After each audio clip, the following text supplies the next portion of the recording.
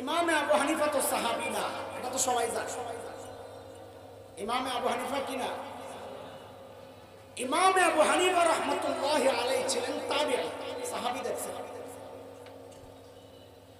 তো তাবিঈ নামের পাশে যে রাদিয়াল্লাহু কই দেখছে ওরা আপনাদের সাথে বাটপারি করছে। ইমামে আবু হানিফারে ওরা সাহাবী বানানোর চেষ্টা করতেছে। কারণ কি? সাথে কি লাগাইছে? বলেন বলেন, সাথে কি লাগাইছে?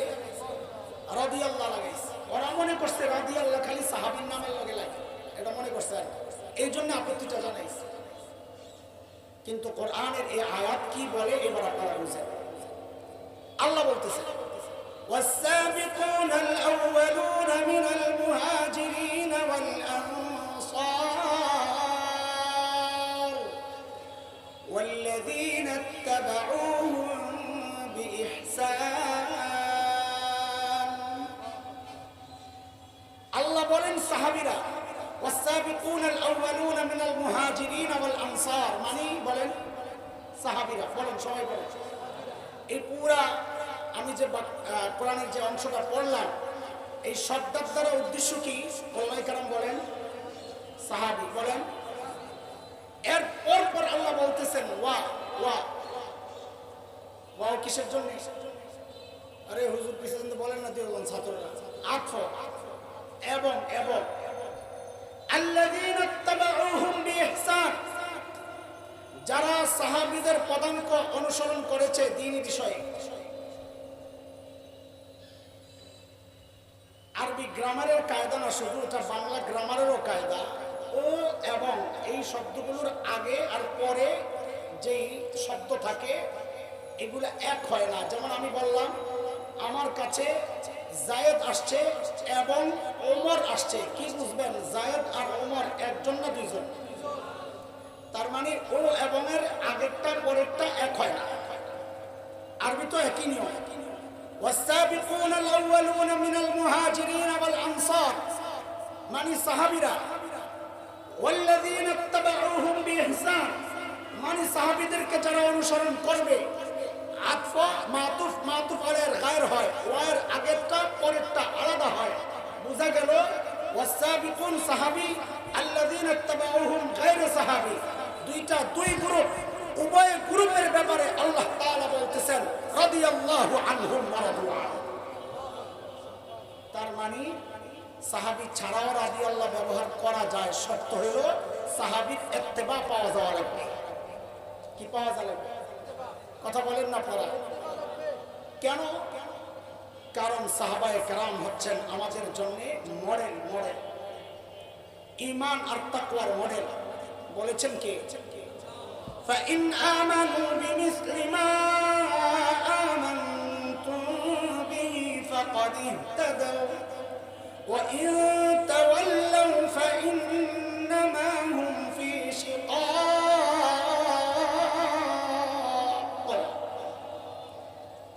বলে তোমার ঈমান যদি সাহাবীদের ঈমানের সাথে মিলে তো তোমার ঈমান ঠিক আছে, যদি না মিলে বুঝতে হবে ঈমানে ঝামেলা আছে, ঠিক করে। বলেন ঈমানের মডেল বানাইছেন আল্লাহ কাদেরকে? তাকওয়ার মডেল বানাইছেন কাদেরকে? এখন কেউ যদি মনে করে ও নবীকে সাহাবীদের চেয়ে বেশি ভালোবাসে, কেউ যদি মনে করে ও নবীকে সাহাবীদের চেয়ে বেশি মানে, কেউ যদি মনে করে ওর ঈমান সাহাবীদের চেয়ে বেশি শক্তিশালী, কেউ যদি মনে করে ওর তাকওয়া সাহাবীদের চেয়ে বেশি, তাইলে বুঝতে হবে ওই যে ইংরেজদেরকে বলতো ওই সময়ের মানুষ বেনিয়েছে আল্লাহ সো বাউলা, একটা কথা বলতো। ইংরেজরা ছিল বাটপারের হেড, বলেন না?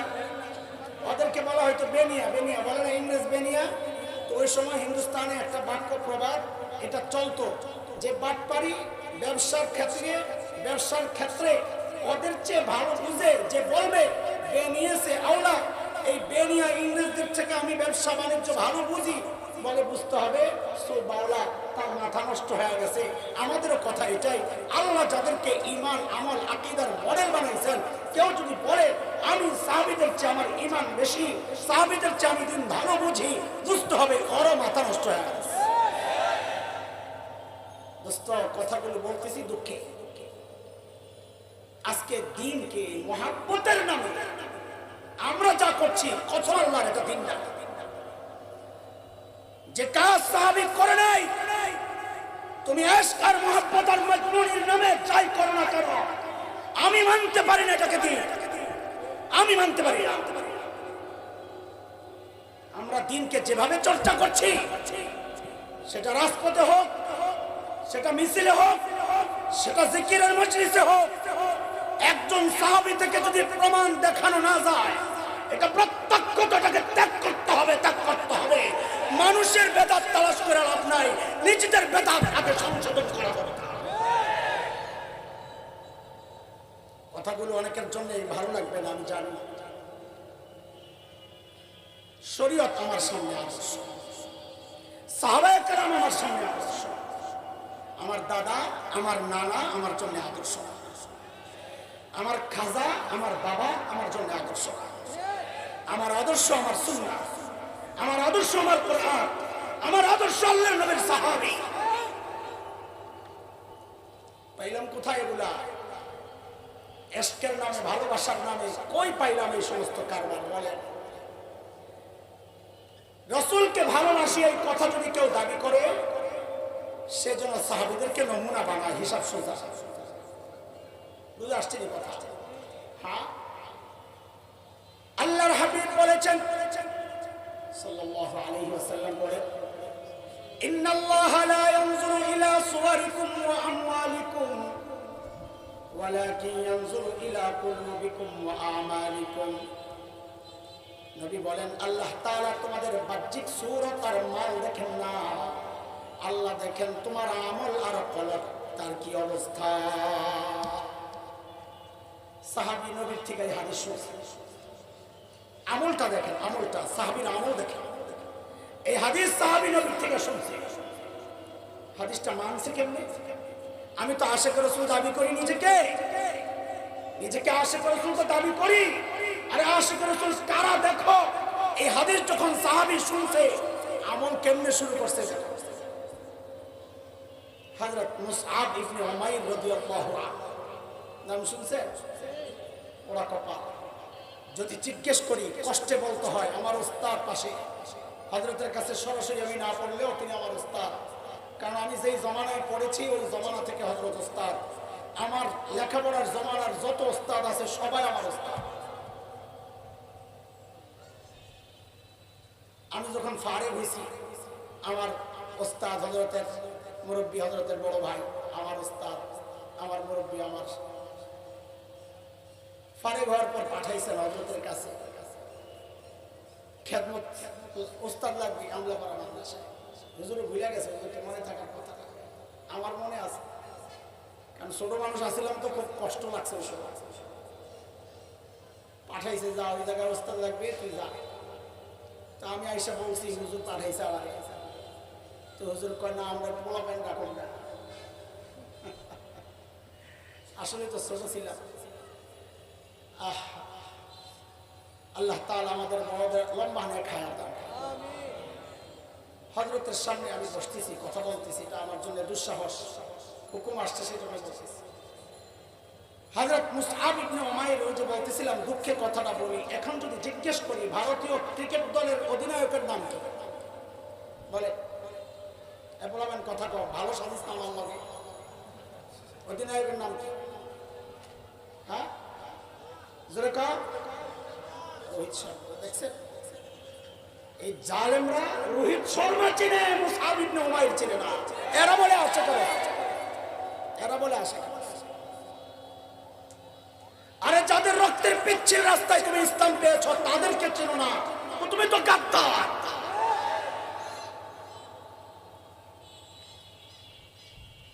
ইসলাম কবুল করেছেন মুসআব, যাকে বলা হতো ফাতা মক্কা, মক্কার হিরো। মনে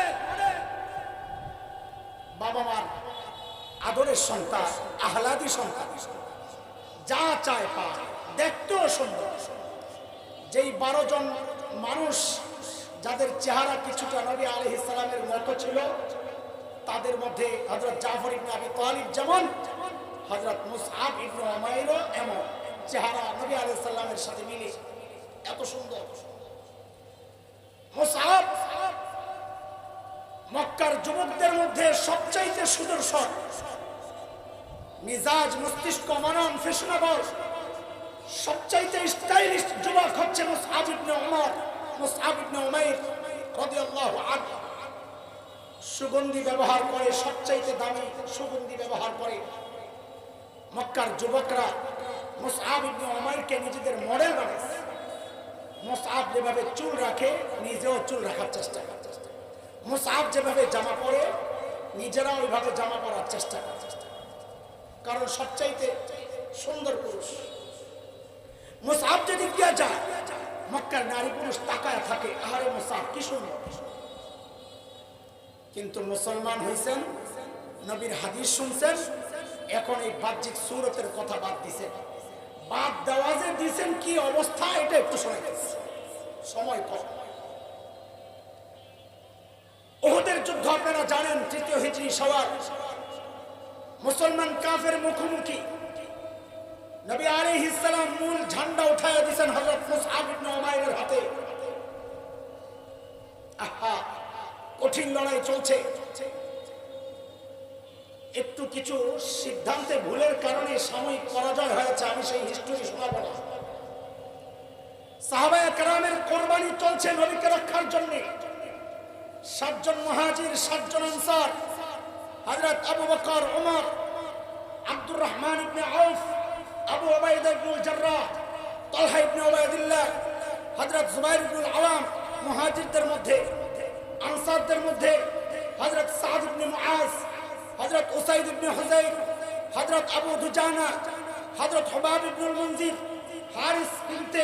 হারিস ইবনে সাম্মা, এরকম সাহাবীরা, আসিম ইবনে সাবিত, চারদিক থেকে বলয় তৈরি করছে নবী আলাইহিস সালামকে রক্ষার জন্য। কোরবানি কাকে বলে দেখো। আজকে আশিক রাসূল সাজা যায়, আশিক ইশকে রাসূলের নামে মিছিল করা যায়, ইশকে রাসূলের নামে জিলাপি খাওয়া যায়। আরে আশিক রাসূল তো ছিল আবু দুজানা, নিজের পিঠে বেঁধে দিছে। রিওয়ায়াতে পাওয়া যায় আবু দুজানার শরীরে একটা দুইটা নয় 70টা আঘাতের চিহ্ন পাওয়া গেছে।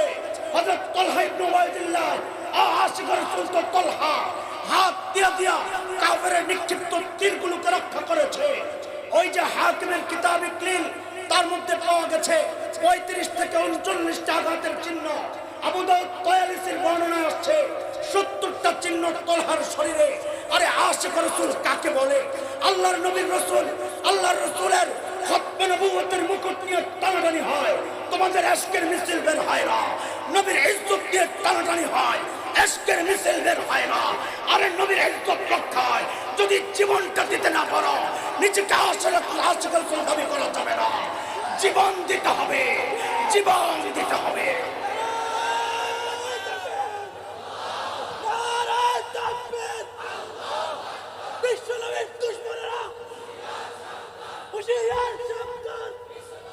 শুনেন শুনেন, কইলে খারাপ লাগবে। বিশ্বনবীর যত দুশমন আছে ওরা সবাই হুঁশিয়ার, ঘুমায় আছে আমি আর তুমি। হুঁশিয়ার হওয়া দরকার আশিক রাসূলের। কথা কর।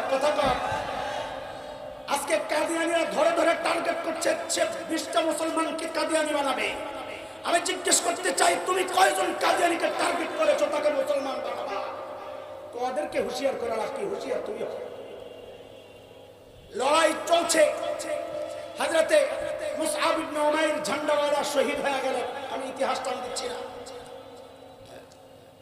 যুদ্ধ শেষ।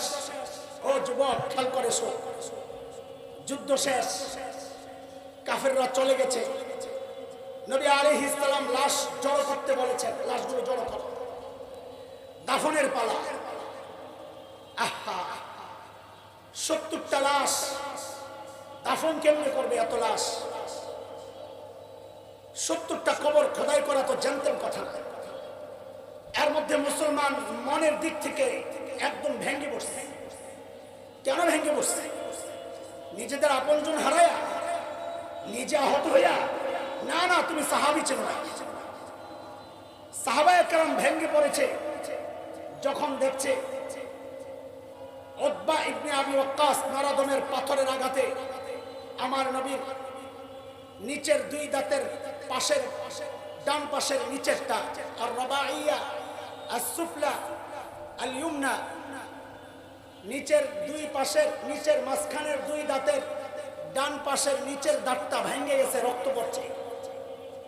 সাহাবায়ে কেরাম যখন দেখলেন আব্দুল্লাহ ইবনে কিন্নার পাথরের আঘাতে আমার নবীর হেলমেটের টুকরা মাথায় ঢুকে গেছে, সাহাবায়ে কেরাম যখন দেখলেন আব্দুল্লাহ ইবনে শিহাব যুহরির পাথরের আঘাতে আমার নবীর মাথাটা ক্ষতবিক্ষত হয়ে গেছে, ওই দৃশ্য দেখে পাগলগুলা হাল ছেড়ে দিছে, পা বাড়ে না, হাত যায় না। তো নবী বলেছেন, এক কাজ করো, এক কবরের মধ্যে দুইজনকে দাফন করো, তাও কাজ একটু কমে যাবে।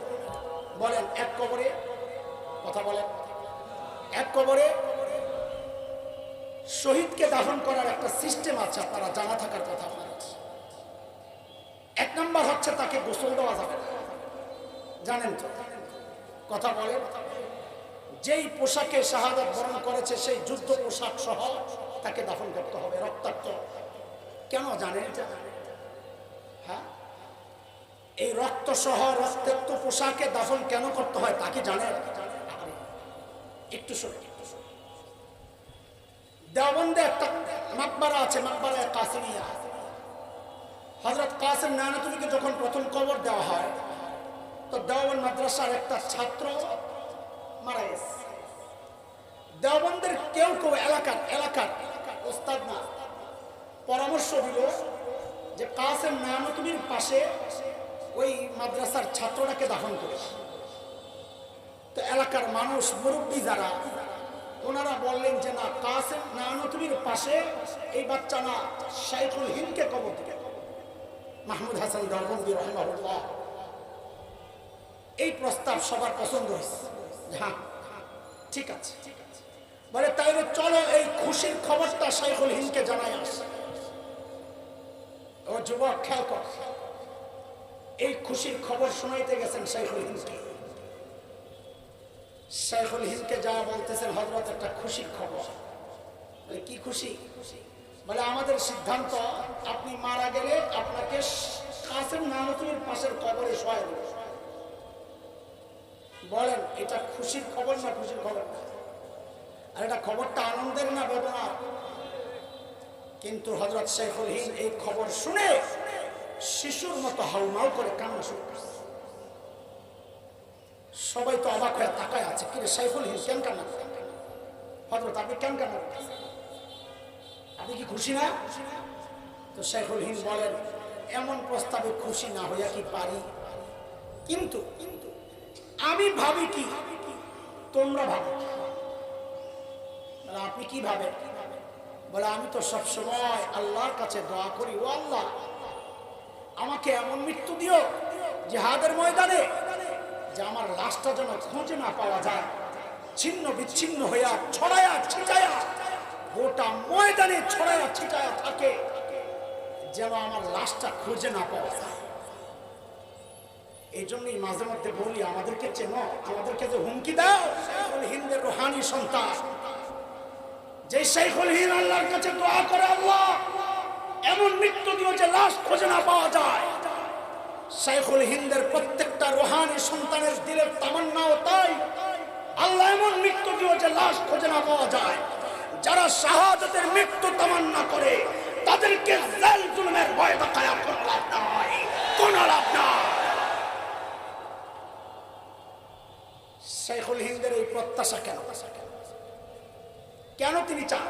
তো বলে যে এই জন্য আমি এমন মৃত্যু চাই যেন হাসরের মাঠে হযরত ইসরাফিলের দ্বিতীয় ফুকের পর যখন সবাই উঠবে, সকালের লাশটা আপন হালতে উঠবে, আমার লাশটা যখন উঠবে, মৃত্যু যেই অবস্থায় হয় হাসর ওই অবস্থায়, ইন্নাকুম তামুতুন কামা ইন্নাকুম তুহশারুন কামা তামুতুন।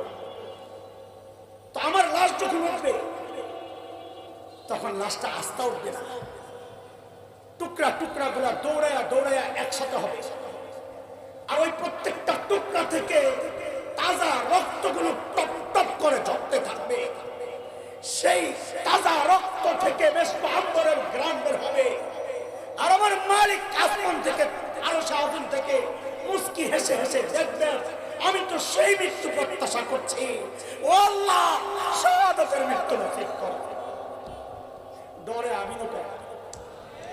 আরে জালিম, শাহাদাতের মৃত্যু যদি নসিব হয় তুই ভাবিস না তোর মৃত্যু 2 বছর আগে হয়ে যাবে, না টাইম মতো হবে।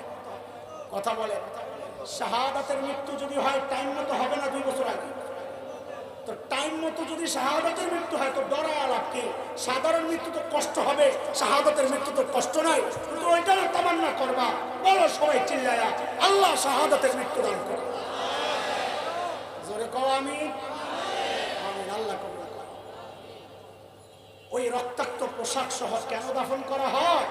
কারণ হাসরের মাঠে ওই রক্ত টপ টপ করে ঝরবে আর তার থেকে ব্যস্ত আম্বরের ঘ্রাণ বের হবে। এই জন্য শহীদকে গোসল ছাড়াই দাফন করা। কথা বুঝতেছি আমরা? হ্যাঁ, আপনারা চিন্তা করেন না, বাইরের মাইক বন্ধ করে দিবে, আমাদের কথা চলবে কিছুক্ষণ। ওই যে হযরত মুসআব ইবনে উমাইরের কথা বলছিলাম, মনে আছে? আমি যে ঘটনা বলছি এটা বুখারীর বর্ণনা। হযরত আব্দুর রহমান ইবনে আউফ বর্ণনা করে 4045 নম্বর বর্ণনা। হযরত খাব্বাব ইবনে আরিতের বর্ণনা আছে, শব্দ আলাদা, কিছু শব্দ আলাদা, দুইজন বর্ণনা করে। হযরত আব্দুর রহমান ইবনে আউফ বলেন, মুসআবকে যখন আমরা দাফন করতে নেই, তো যেহেতু তার শরীরের কাপড় দিয়েই তাকে দাফন করতে হবে, তো দেখি যে শরীরের সাথে একটা টুকরা চাদর, চাদর এক টুকরা চাদর কোন রকম সতর ঢেকে রাখছে। হ্যাঁ যুবক, খেয়াল কর, কোন মুসআবের কথা বলছি? সবচাইতে স্টাইলিশ পুরুষ, ফাতা মক্কা মক্কার মডেল মুসআবের কথা বলছি। কিন্তু নবী হাদিস শুনেছেন, ইন্নাল্লাহা লা ইয়ানজুরু ইলা সুওয়ারিকুম ওয়ালা ইলা আমওয়ালিকুম। ভুলে গেছেন পোশাকের কথা, ভুলে গেছেন সাজসজ্জার কথা, ভুলে গেছেন ফ্যাশনের কথা, ভুলে গেছেন স্টাইলের কথা, ভুলে গেছেন সৌন্দর্যের কথা, ভুলে গেছেন নিজেকে সাজিয়ে গুছিয়ে রাখার কথা। এখন আমল ঠিক করা, কলব ঠিক করার পেছনে লেগে গেছেন। হযরত আব্দুর রহমান ইবনে আউফ বলেন, আহারে, ওই ইফতারি করতে বসছিলেন আব্দুর রহমান ইবনে আউফ, ধনী মানুষ ছিলেন।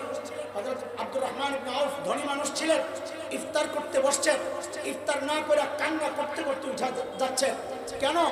আহারে, না জানি আল্লাহ আমার আমলের বিনিময় নগদে দুনিয়ায় দিয়ে দিচ্ছেন। মান কানা ইরিদুল আজিলা তাআজ্জালনা লাহু ফিহা মা নাশাউ লিমান নুরিদ, সূরা ইসরা আয়াত 18। কাউকে কাউকে আল্লাহ চাইলে নগদে দুনিয়ায় দিয়ে দেন। হযরত আব্দুর রহমান ইবনে আউফ কাঁদতেছেন, না জানি আল্লাহ আমারে নগদ পুরস্কার দিয়ে দিয়েছেন। তারপর বলতেছেন, আল্লাহর নবীর 2 জন সাহাবী, অনেক সাহাবী আছেন যারা দুনিয়ায় চান নাই, তারা আখিরাতের জন্য রেখে দিয়েছেন।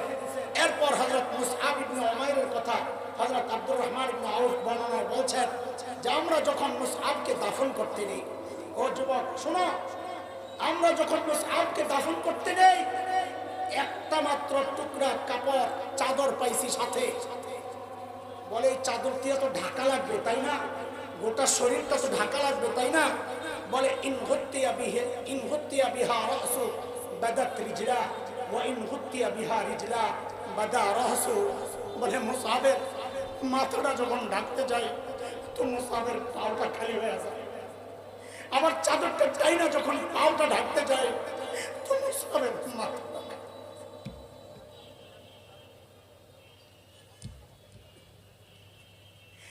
হযরত খাব্বাব ইবনে আরিদ বলেন, নবী আলাইহিস সালামের কাছে গেলাম, ইয়া রাসূলুল্লাহ, মুসআবের মাথা ঢাকতে গেল আর পাও খালি হয়ে যায়, পাও ঢাকতে গেলে মাথা খালি হয়ে যায়, এখন কি করব? আল্লাহর হাবিব বললেন, মুসআবের মাথাটা ঢাকা দাও। ইসখির এক প্রকার ঘাস, বলে তার পাটা ওই ঘাস দিয়ে ঢাকা দাও। আশিকের রাসূল দাবি করো, এত সাজসজ্জায়, এত আয়েশি ঢঙ্গে। হ্যাঁ, আমি অন্য আশিকের রাসূলকে বলছি না, নিজেদেরকে বলছি।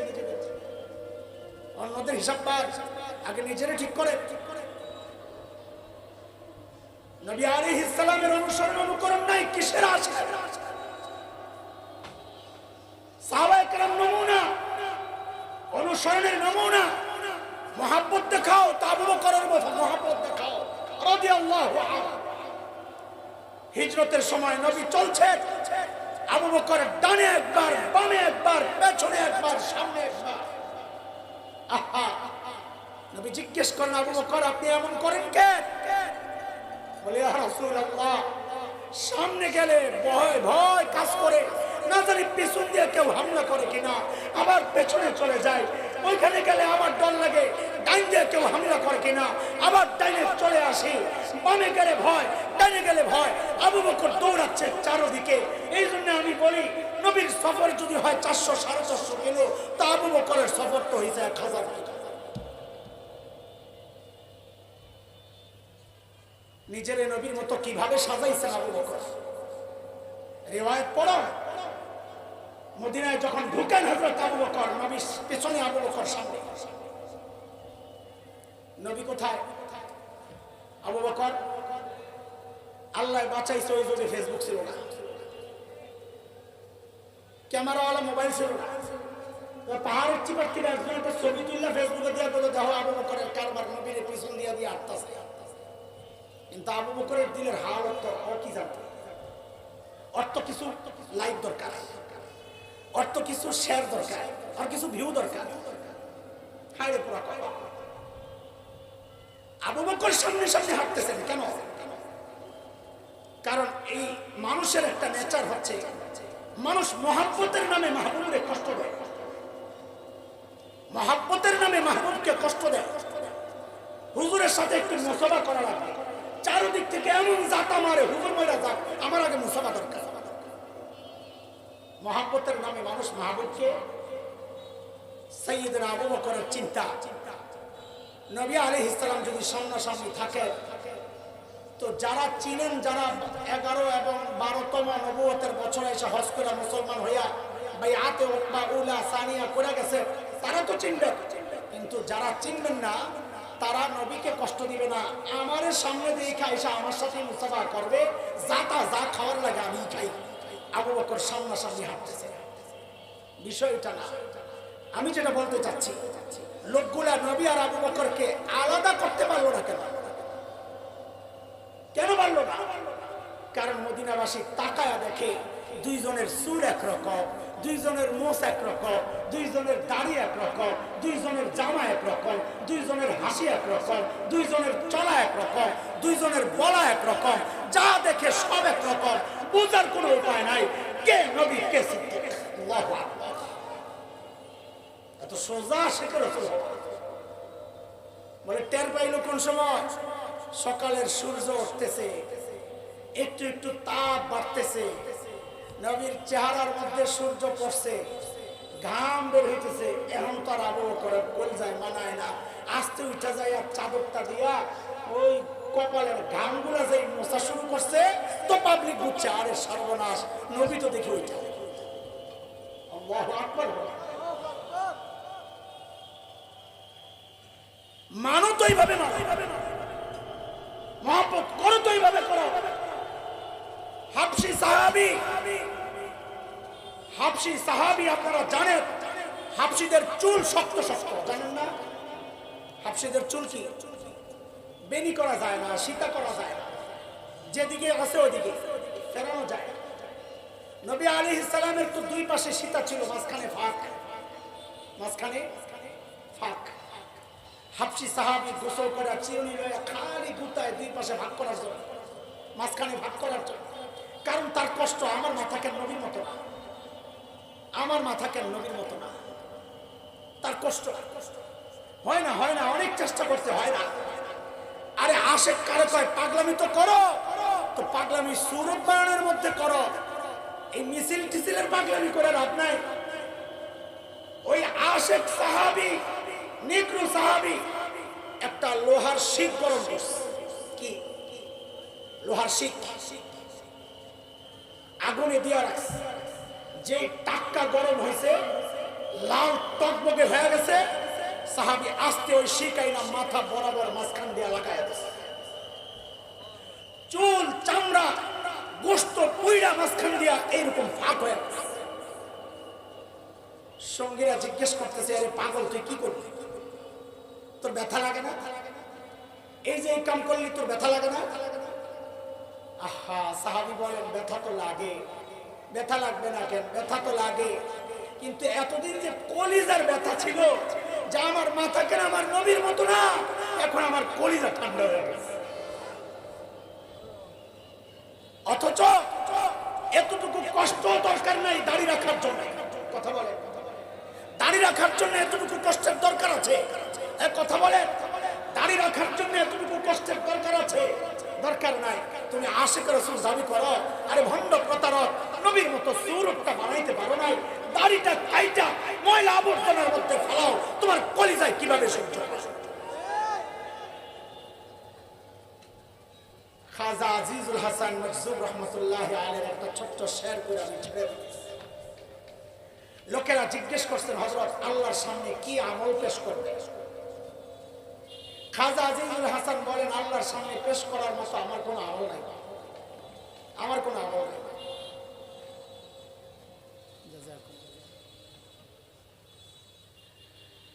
আলহামদুলিল্লাহ বলেন, পড়েন না আলহামদুলিল্লাহ। আল্লাহ আল্লাহ ওয়ালাদের সোহবত, আল্লাহ ওয়ালাদের মজলিস আমাদের জন্য গনিমত। আবার বলেন আলহামদুলিল্লাহ। আল্লাহ আমাদের সমস্ত বড়দেরকে লম্বা নেক হায়াত দান করেন। আমি শেষ করবো, এখন নামাজ হবে, আমার টাইম যেটা আমি জন্য দেখতেছি। খাজা আজিজুল হাসান মজজুব, বড়রা তো আমাদের মতো না, আমরা আমল করি অল্প, ভাবি অনেক কিছু করছি, আর বড়রা করতেন বেশি, ভাবতেন কিছুই করি। খাজা আজিজুল হাসান মজজুব হাকিমুল উম্মতের খলিফা তো বলেন, আল্লাহর সামনে পেশ করার মতো আমার কোনো আমল নেই, কিচ্ছু নেই। তবে আমি একটা চিন্তা করে রাখছি। কি চিন্তা করছে? বলে, আমি আমার দাড়িগুলারে এইভাবে ধরবো আল্লাহর সামনে। কি আনছে? বলে, তেরে মাহবুব কি আরব शबाहत लेके आया हूँ, हकीकत तो इसको कर दे, मैं सूरत लेके आया हूँ। और मालिक किच्छु करते पाরি নাই, শুধুমাত্র তোমার হাবিবের সূরতটা ধরে আসছে। আমার পুঁজি এটাই। সূরতের দাম আছে দোস্ত, সূরতের দাম আছে। হযরত মুসা আলাইহিস সালামের সাথে যখন জাদুকররা প্রতিযোগিতায় লিপ্ত হবে, জাদু দেখাবে, মুসা আলাইহিস সালাম দেখাবেন আসলটা। ফেরাউনের মন্ত্রী মুসা আলাইহিস সালামকে যায় বলতেছেন, হুজুর আপনার জামাটা পাল্টে দিন। এই যুবক খেয়াল করো, তোমাদের জন্য কথা। বলে, হুজুর আপনার জামাটা পাল্টে দিব। বলে, কেন? বলে, বাদশার দরবারের সিস্টেম হচ্ছে ইউনিফর্ম, কি বলে খেলোয়াড়রা যে বলে জার্সি, জার্সি জার্সি এক হইতে হবে। জাদুকররা যেই জার্সি পরছে আপনাকেও একই জার্সি পরতে হবে। মুসা আলাইহিস সালাম তো আমার মতো নরম মৌলবি আছিল না, কি গরম শক্ত। মুসা আলাইহিস সালামকে আমার পোশাক আমি পাইতে পারবো না। এইভাবে যদি তোমার কাম চলে তো আমার নেও নাইলে যাবো না। মন্ত্রী দেখছে সর্বনাশ, চাকরি তো আমারটা যাইবো, চাকরি তো যাইবো না, কলাটাই যাইব। মন্ত্রী একটা বুদ্ধি করছে, বুদ্ধি করে জাদুকর করে যায় কয়, আপনার একটা কাম করেন। বলে, কি? আপনার ওই মোল্লার মতো ঢিলা ঢালা জামা পরে আসেন, তাও তো বলতে পারেন একরকম যাচ্ছে। বুঝছেন নি? কারণ কেউ যখন সৎ হয় আর হকের উপর থাকে, আল্লাহ দুনিয়াকে তার তাবে বানায়। প্রমাণ, জাদুকররা হযরত মুসার পোশাকে আসছে জাদু দেখাইতে। হিস্টোরি আমি শোনাবো না, কোরআনের গল্প। আল্লাহ তাআলা সমস্ত জাদুকরদেরকে ঈমান দিয়ে দিয়েছেন, জানেন তো না? মুসা আলাইহিস সালাম আল্লাহকে বললেন, জিজ্ঞেস করলেন, ও আল্লাহ, আমারে পাঠাইলেন ফেরাউনের কাছে, ইযহাব ইলা ফিরআউনা ইন্নাহু তাগা। নবী, আপনি ফেরাউনের কাছে যান, ও অনেক বেশি বেড়ে গেছে।